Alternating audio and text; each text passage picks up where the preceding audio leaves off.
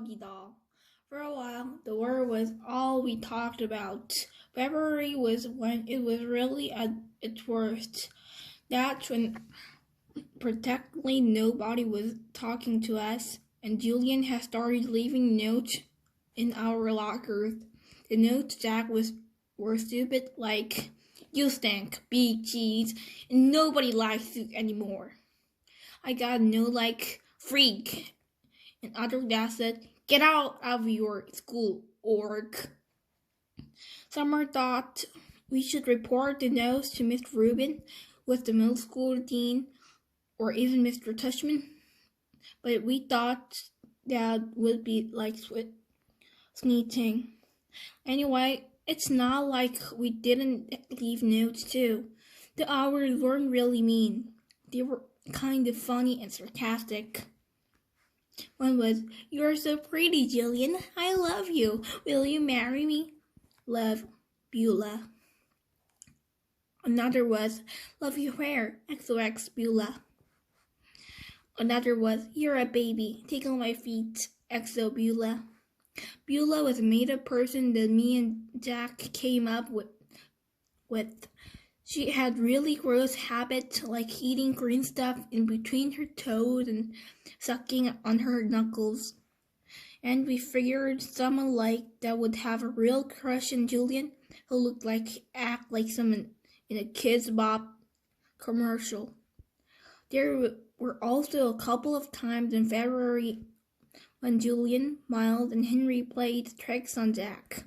They didn't play tricks on me, I think, because they knew that if they got caught bullying me, it would be big time trouble for them. Jack, they figured, was an easier target. So one time they stole his gym shorts and played monkey in the middle with them in the locker room. Another time, Miles, who sat next to Jack in homeroom, flipped Jack's worksheet on his desk, crumbed it in the ball, and tossed it to Julian across the room. That wouldn't have happened if Miss Potosa happened there, of course, but there was a substitute teacher that day, and subs never really know what's going on. Jack was good about this stuff. He never let them see he was upset, though I think sometimes he was. The other kids in the grade he knew about the war, except for Savannah's group. The girls were neutral at first, but by March they were getting sick of it, and so were some boys of the boys. Like another time when Julian was dumping some pencil sharpener shavings into Jack's backpack, Amos, who was really tight with them, grabbed the backpack out of Julian's hands and returned it to Jack. It was starting to feel like a majority of boys weren't buying into Julian anymore.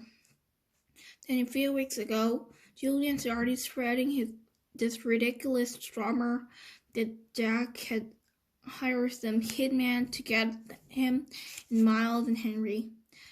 This lie was so pathetic that people were actually laughing about him behind his back.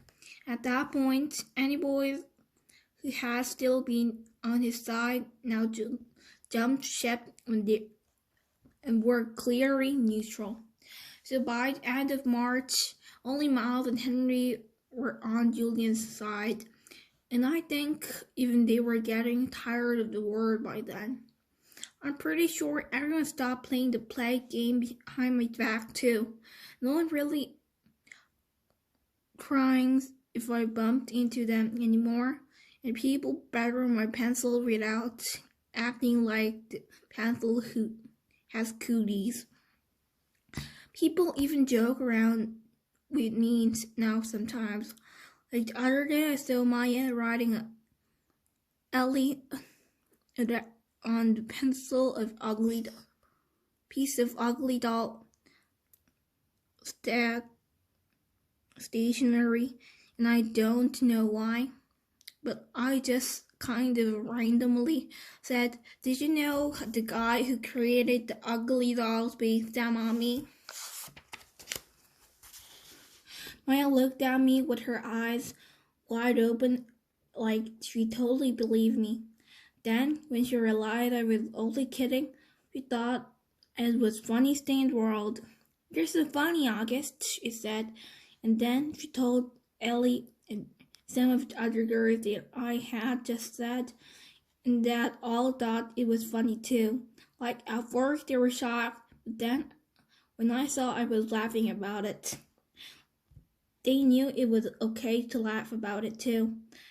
And next day I found the little ugly doll keychain sitting on my chair with a nice little note from Maya that said, "For nicest ugly doll in the world, XO Maya."